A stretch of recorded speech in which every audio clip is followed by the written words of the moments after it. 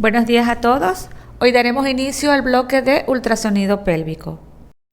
La ecografía representa un papel integral en la evolución de la enfermedad ginecológica, y esto lo hacemos a través de dos métodos, transvesical y transvaginal, donde podemos observar de forma bien establecida los órganos pélvicos femeninos.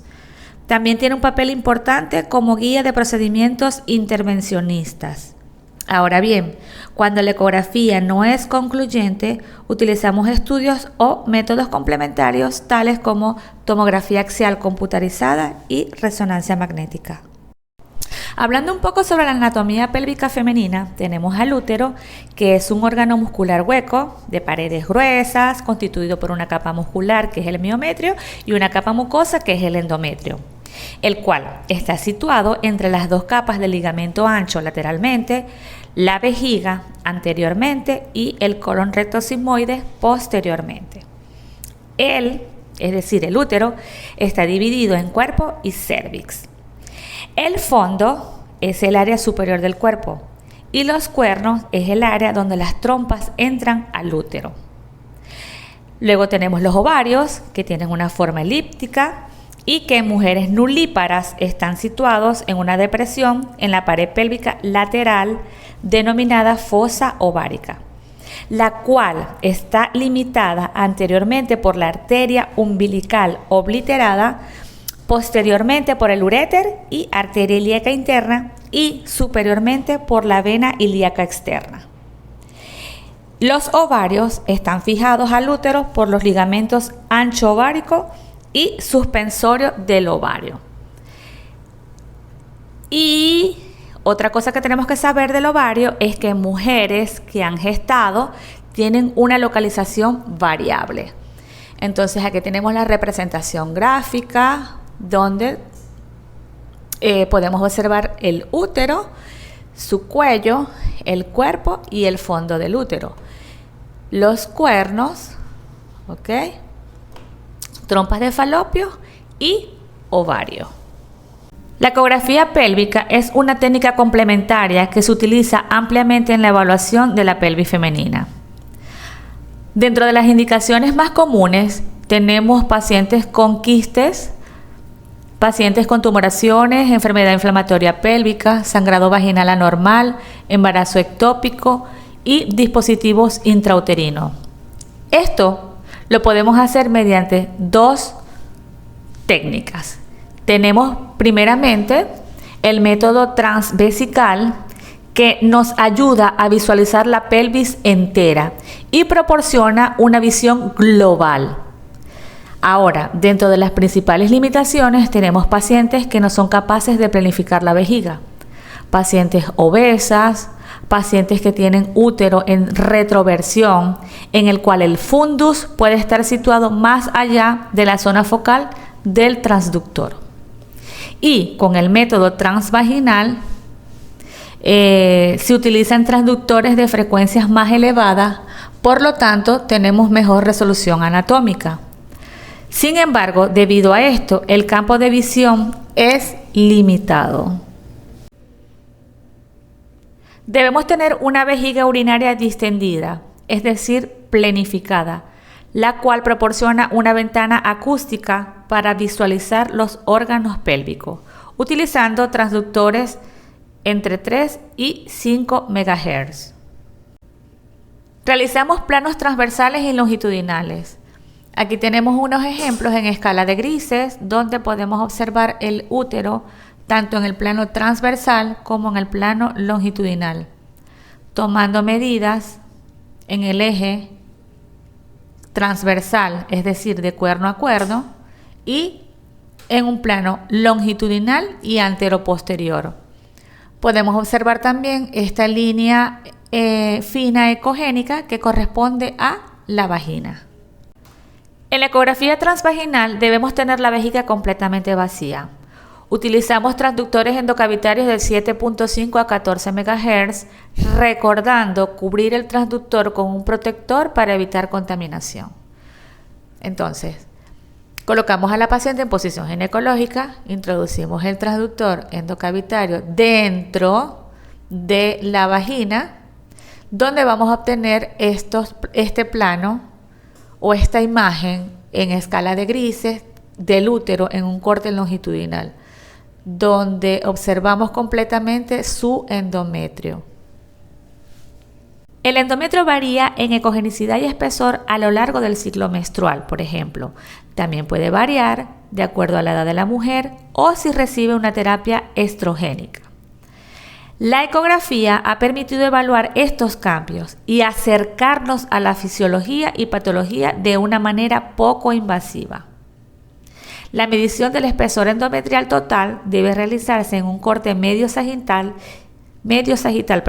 y no debe exceder de los 14 a 16 milímetros en mujeres premenopáusicas y de los 7 a 8 milímetros en posmenopáusicas.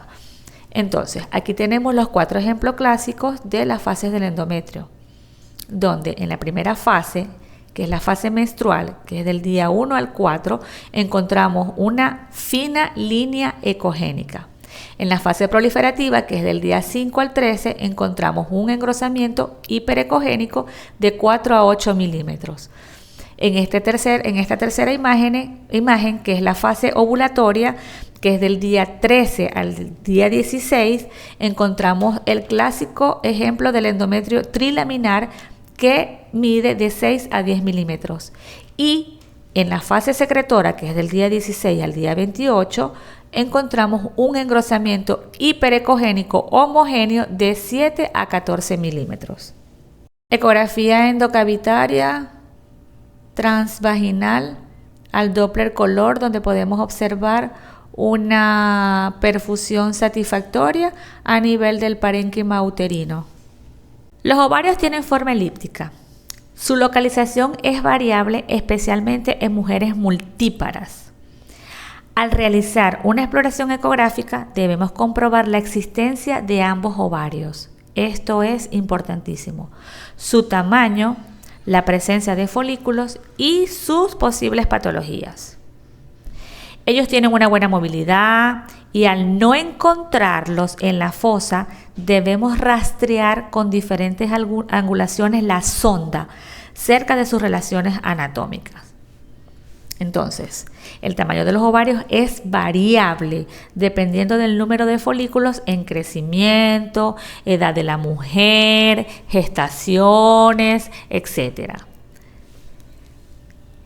Ellos van a alcanzar su mayor tamaño durante los años fértiles de la mujer y especialmente en la fase preovulatoria, siendo su volumen máximo de 10.5 ml en mujeres premenopáusicas y 5.5 ml en mujeres posmenopáusicas. Ahora, los folículos se visualizan como imágenes anecoicas, redondeadas, de bordes regulares, bien definidas, que dejan un reforzamiento acústico posterior. Y ellos van a medir desde 2 milímetros hasta 2.5 centímetros si nos encontramos en la fase preovulatoria. Y para confirmar de que se trata de auténticos folículos, hay que demostrar su crecimiento monitorizando ese ciclo. Entonces aquí nos encontramos de una imagen en escala de grises donde podemos encontrar el útero en su corte transversal, encontramos la vejiga completamente planificada, anecoica, sin ecos en su interior y las dos imágenes elípticas que corresponden a los ovarios con sus folículos en su interior. Imagen con Doppler color donde podemos visualizar la perfusión a nivel de los vasos ilíacos, donde podemos encontrar a nivel medial la visualización del ovario.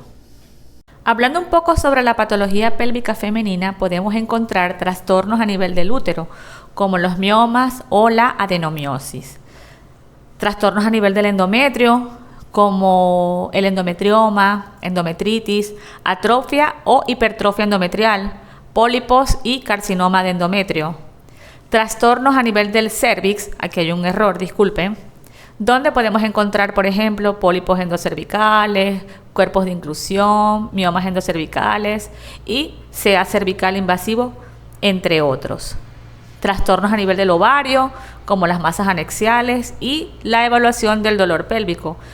Entre estas tenemos, por ejemplo, una torsión anexial, torsión de ovario, por ejemplo, enfermedad inflamatoria pélvica, hidrosalpi o embarazo ectópico. Ok, entonces hablemos sobre la miomatosis. La miomatosis es el TU más frecuente. Aparecen entre el 20 y el 30% de las mujeres alrededor de 30 años. Generalmente son múltiples y constituyen la causa más frecuente de aumento del tamaño del útero no gestante. Estos generalmente son asintomáticos, pero se puede sufrir de dolor y sangrado uterino. Es muy frecuente. Pueden aumentar de tamaño durante el embarazo o pacientes posmenopáusicas bajo terapia hormonal sustitutiva. Ahora bien, ellos se pueden clasificar según su ubicación. Tenemos, por ejemplo, los intramurales confinados al miometrio, los submucosos que se proyectan hacia la cavidad uterina y desplazando o distorsionando el endometrio. Y tenemos los subserosos que se proyectan desde la superficie peritoneal del útero. Ahora, los intramurales son los más frecuentes, pero los submucosos son los más comunes, pero producen mayor sintomatología. Ahora bien, cuando hay un crecimiento rápido o exagerado, podemos hablar de malignidad. Y la infiltración o la metástasis es muy rara. ¿Qué vamos a encontrar ecográficamente? Bueno, vamos a encontrar masas sólidas hipoecogénicas heterogéneas. Pueden mostrar áreas de atonación acústica o sombra acústica posterior sin una masa discreta. Una mínima irregularidad del contorno de la interfase entre el útero y la vejiga puede ser un signo diagnóstico sutil. Entonces, aquí tenemos una imagen en escala de grises donde podemos observar el útero y a nivel paramedial podemos observar una masa sólida hipoecogénica redondeada que puede corresponder a un mioma. En esta imagen, también en escala de grises, podemos observar típicamente cómo se ven los miomas, imágenes redondeadas, hipoecogénicas, heterogéneas, de bordes regulares bien definidas, que dejan refuerzo acústico posterior y sombras laterales, ubicadas dentro de la cavidad uterina. Adenomiosis. La adenomiosis es la patología uterina benigna común caracterizada por tejido endometrial ectópico en el miometrio. Afecta más comúnmente a mujeres multíperas en edad reproductiva. Clínicamente es inespecífica. Podemos encontrar dolor pélvico, dismenorrea o metrorragia. Ella, es decir, la adenomiosis, puede aparecer de forma difusa o nodular. La forma difusa es la más frecuente, y se compone de focos de adenomiosis diseminados ampliamente en el miometrio. Y la forma nodular está compuesta por nódulos circunscritos denominados adenomiomas. Ahora, ¿qué vamos a encontrar ecográficamente? Bueno, encontramos un útero aumentado de tamaño, con engrosamiento del endometrio, con áreas anecoicas, es decir, quistes, que están ubicados en el miometrio. Y tenemos que hacer el diagnóstico diferencial con miomas de degeneración quística. La adenomiosis es la causa más frecuente de quistes miometriales. Entonces, aquí tenemos una imagen en escala de grises donde podemos observar un útero donde se observa alrededor imágenes anecoicas redondeadas en probable relación a quistes. Aquí tenemos una imagen en escala de grises donde podemos representar la forma difusa, donde encontramos un engrosamiento de la zona de la línea de unión con estrías lineales y pequeños focos hemorrágicos. En la fase nodular o el adenomioma, aquí lo tenemos, un ejemplo en Doppler color, donde observamos una masa miometrial no encapsulada ovoidea en continuidad con la zona de unión. Endometritis. Puede aparecer en el puerperio, inserción de DIU curetaje o asociado con enfermedad inflamatoria pélvica. ¿Cómo vamos a encontrar el endometrio? Lo podemos encontrar engrosado, irregular o ambos. Puede haber o no líquido, purulento o hemático. Puede verse gas con sombra acústica distal dentro del conducto endometrial. Esto solo cuando está producida por gérmenes anaerobios. Y la clínica que va a presentar la paciente va a ser dolor pélvico y fiebre. Entonces, aquí encontramos una imagen en escala de grises donde podemos encontrar un útero y esta imagen, imagen anecoica que corresponde a líquido a nivel de fondo de saco. Cuando le colocamos Doppler color podemos observar un aumento de la perfusión. Aquí podemos observar el gas del que estaba hablando, esto producido por gérmenes anaerobios. También podemos encontrar dentro de los trastornos endometriales la atrofia o la hipertrofia. En la atrofia vamos a encontrar un estado hipoestrogénico. Este fenómeno puede ser fisiológico, como por ejemplo la menopausia, o medicamentoso o patológico, como por ejemplo una insuficiencia ovárica primitiva o amenorrea hipotalámica. ¿Qué vamos a encontrar ecográficamente? Vamos a encontrar una línea fina ecogénica menor de 4 milímetros de espesor. Ahora, en la hipertrofia va a haber un hiperestrogenismo absoluto o relativo y que puede ser endógeno, anovulatorio, crónico, por ejemplo, o por la obesidad. O va a haber puede ser exógeno como un tratamiento estrogénico, por ejemplo. Ahora, ¿qué vamos a ver ecográficamente? Bueno, aquí vamos a observar un aumento del espesor endometrial que tiene o puede ser mayor de 15 milímetros, manteniéndose la interfase con el miometrio. Esto es importante. La ecogenicidad es variable, pero siendo esta homogénea. El pólipo endometrial es una protuberancia nodular benigna de la superficie endometrial que puede ser sésil o pediculada. Puede ser única o múltiples y puede tener un tamaño variable. Pueden producir hemorragia uterina e infertilidad. ¿Qué vamos a encontrar ecográficamente? Bueno, encontramos una masa o varias masas, varias imágenes redondeadas, bien delimitadas y por lo general de pequeño tamaño. Lo podemos visualizar mejor en la fase proliferativa, dado que la menor ecogenicidad del endometrio realza el contraste del pólipo y se ubican generalmente en el fondo de la cavidad o a nivel del cuerpo. Y con la ayuda del Doppler color, que es bastante importante, podemos identificar el pedículo vascular del pólipo, incluso introduciéndose en él. Entonces, en esta diapositiva podemos observar una masa dentro de la cavidad endometrial, bien delimitada, y que al Doppler color podemos observar el pedículo cómo vasculariza muy bien. Aquí podemos observar en escala de grises cómo se puede observar una masa heterogénea dentro de la cavidad endometrial, y podemos observar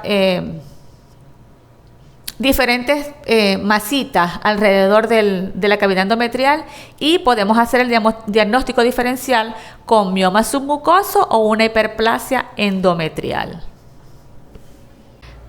Adenocarcinoma. Se considera la neoplasia ginecológica más frecuente. Ella puede tener una mayor incidencia en la sexta década de la vida, aunque el 25% de los casos se presenta en mujeres premenopáusicas. Podemos encontrar clínicamente en el 90% de los casos metrorragia. Ahora, existen variables ecográficas en el estudio de adenocarcinoma. En el ultrasonido transvaginal podemos encontrar un engrosamiento endometrial con una ecoestructura endometrial heterogénea y que al Doppler color vamos a encontrar una presencia de señales vasculares intratumorales con una disminución del índice de resistencia de los vasos neoformados. Entonces, aquí tenemos una imagen en escala de grises donde podemos observar el útero, dentro de ella una masa sólida hiperecogénica, heterogénea, que corresponde a un adenocarcinoma, o sea, el engrosamiento endometrial. Al Doppler color podemos encontrar una vascularización central. Los pólipos endocervicales son crecimientos polipoides que se proyectan hacia el canal cervical. Es la lesión tumoral más frecuente del cuello uterino y la causa más común del sangrado intermenstrual. ¿Qué vamos a encontrar ecográficamente? Vamos a encontrar masas sésiles o pediculadas bien circunscritas dentro del canal cervical. Estas pueden ser hipoecogénicas o ecogénicas. Y tratando de identificar el tallo que se adhiere a la pared cervical, nos ayuda a diferenciarlo de un pólipo endometrial. Aquí tenemos una imagen en escala de grises, donde podemos observar el útero, la cavidad endometrial, y podemos observar estas imágenes o masas sésiles dentro del canal cervical en probable relación a pólipos endocervicales. Aquí tenemos una imagen en Doppler color donde podemos observar su tallo o la captación color a nivel de su pedículo. Los quistes de Labot son reepitelización anormal de las glándulas cervicales.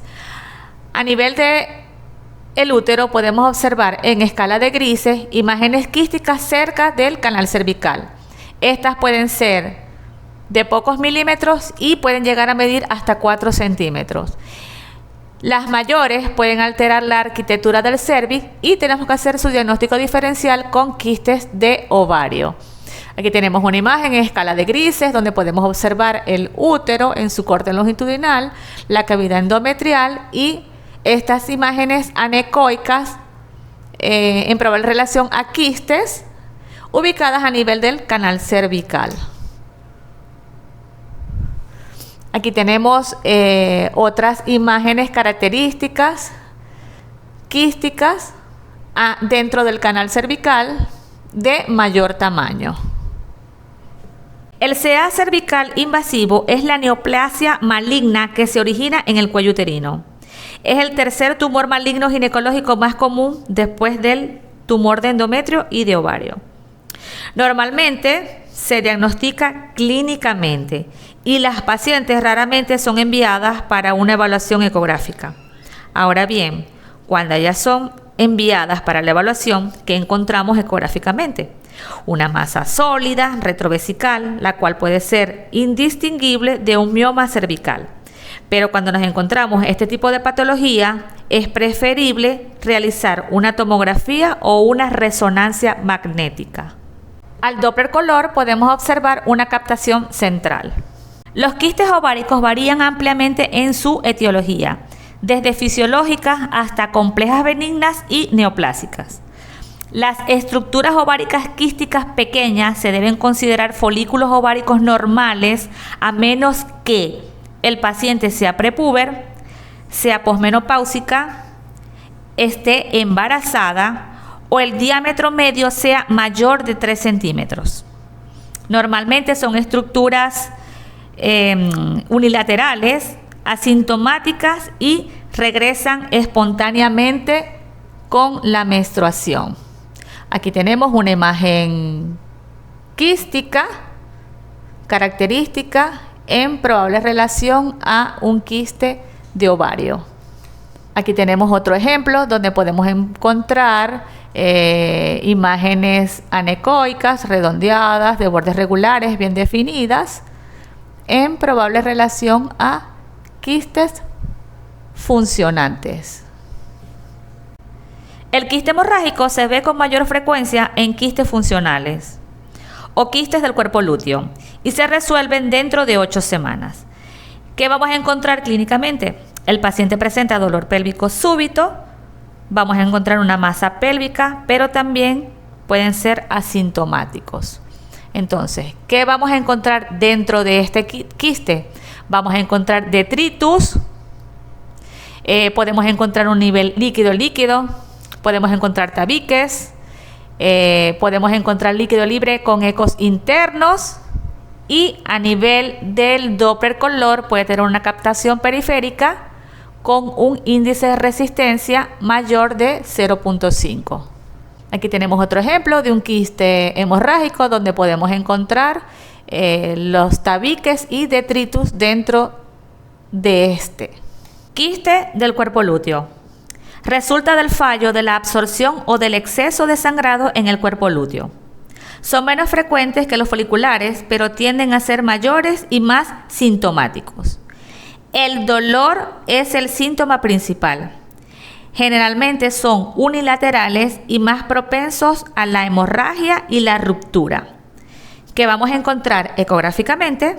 Encontramos estructuras uniloculares, anecoicas, con paredes finas y otras veces gruesas. Un refuerzo acústico posterior que al interrogatorio Doppler color vamos a visualizar un anillo de fuego. Aquí tenemos el ejemplo característico del anillo de fuego de un quiste del cuerpo lúteo. Endometrioma, llamado también quiste de chocolate. Es la masa localizada de la endometriosis y generalmente se encuentra dentro del ovario. Pueden ser fácilmente diagnosticados por ecografía. Normalmente son asintomáticos y frecuentemente múltiples. ¿Qué encontramos ecográficamente? Una masa predominantemente quística, unilocular o multilocular, de bordes bien definidos, que contiene ecos internos de bajo nivel difusamente homogéneos. Ocasionalmente puede verse un nivel líquido y al interrogatorio Doppler color no vamos a encontrar perfusión satisfactoria. Estas lesiones son muy comunes visualizarlas a nivel del tejido celular subcutáneo, sobre todo a nivel de las heridas quirúrgicas, cuando a las pacientes se les hace, por ejemplo, una cesárea. Entonces podemos encontrar esta masa característica de un endometrioma. El teratoma representa del 15 al 25% de las neoplasias ováricas. 15% de ellas son bilaterales, compuestos por derivados bien diferenciados de las tres capas germinales que son el ectodermo, mesodermo y endodermo. Y como predomina su componente ectodérmico, son virtualmente benignos. Se ven en los años reproductivos, pero también pueden aparecer a cualquier edad, incluso en mujeres posmenopáusicas. La torsión es la complicación más frecuente y que lleguen a malignizarse es poco frecuente.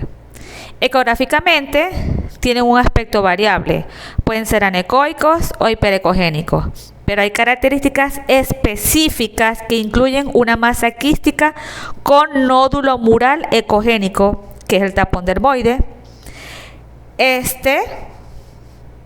Es decir, esta masa contiene pelos, dientes, grasa y frecuentemente arroja sombra acústica. Al Doppler color podemos encontrar una perfusión satisfactoria periférica y aquí podemos encontrar el nódulo mural. Ahora vamos a hablar de las reglas simples de IOTA. Son criterios que se aplican cuando conseguimos lesiones tumorales de ovario. No aplica para lesiones de útero y o de trompa. Se dividen en criterios B de benignidad y M de malignidad. Entonces, podemos encontrar en esta imagen los criterios benignos que debe incluir al menos una B pero ninguna M. Entonces, ¿qué vamos a encontrar? En la categoría B1 podemos encontrar una imagen quística unilocular. En la categoría B2 vamos a encontrar una imagen con componente sólido dentro del quiste unilocular, pero este componente sólido debe ser menor de 7 milímetros de diámetro. En la categoría B3 vamos a encontrar lesiones con presencia de sombra acústica. Es decir, encontramos material denso calcificado o de degeneración cálcica dentro de la lesión. En la categoría B4 encontramos un tumor multilocular sin sobrepasar los 100 milímetros de diámetro. Y en la categoría B5 no hay captación del flujo con el Doppler color. Reglas M. Y para considerarse maligno debe incluir al menos un criterio M. Entonces, en la categoría M1 vamos a encontrar un tumor sólido completamente irregular. En la categoría M2 vamos a encontrar presencia de ascitis o líquido libre. En la presencia o categoría M3 vamos a encontrar 4 o más estructuras papilares sin importar el diámetro, pero tienen que ser 4 o más. En la categoría M4 vamos a encontrar un tumor sólido multilocular irregular mayor de 100 milímetros de diámetro. Y en la categoría M5 vamos a encontrar un tumor sólido irregular con hipervascularización central. El síndrome de ovario poliquístico es una enfermedad endocrinológica que da lugar a una anovulación. Los ovarios contienen un mayor número de folículos en diversos estadios de maduración y existe una mayor concentración de andrógeno.